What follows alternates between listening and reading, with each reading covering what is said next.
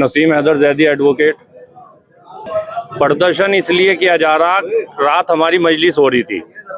मजलिस के बाद तबर्रुक बट रहा था। तबर्रुकात में प्रसाद यानी के उसमें दो बच्चों में आपस में ताऊ चच्चा के लड़कों में कहासुनन हो गई।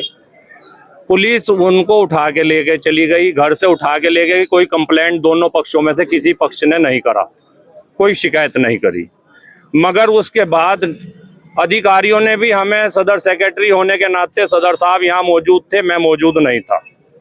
सदर साहब को यकीन में लिए बगैर दरोगा जी ने उनके खिलाफ कार्रवाई कर दी। हमें उस पर कोई ऐतराज नहीं, मगर हमें ऐतराज इस बात पे है कि उन्होंने हमारे समाज को, शिया समाज को गाली दी, तबर्रुकात को गाली दी, भूखे कहा।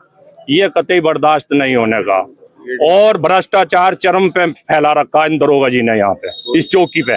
जबकि हमने, शिया समाज ने ये चौकी इसीलिए स्थापित करी थी कि हमारे शिया समाज को पीसफुल तरीके से माहौल रहे। यहाँ से हमारी ही चौकी दी हुई है पुलिस को, पुलिस की अपनी चौकी नहीं है।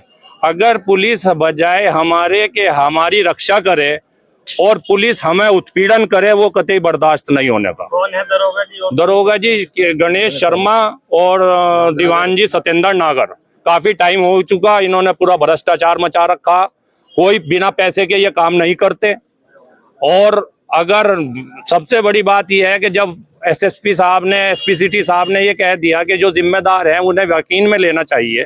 हमारे सदर साहब बिरादरी के यहीं मौजूद हैं, राजू भाई, जो फुल्ली सपोर्ट करते हैं प्रशासन को भी और शासन को भी। हमारी मकसद ये है, हमारा शिया समाज की मंशा ये नहीं रहती कि हम किसी को ठेस पहुंचाएं, मगर ये भी शर्त हमारी, ये भी हमारी वो है कि अगर हमारे स्वाभिमान को, हमारी इज्जत को, हमारे मजहब को कोई टारगेट करेगा तो वो कतई बर्दाश्त नहीं होने का।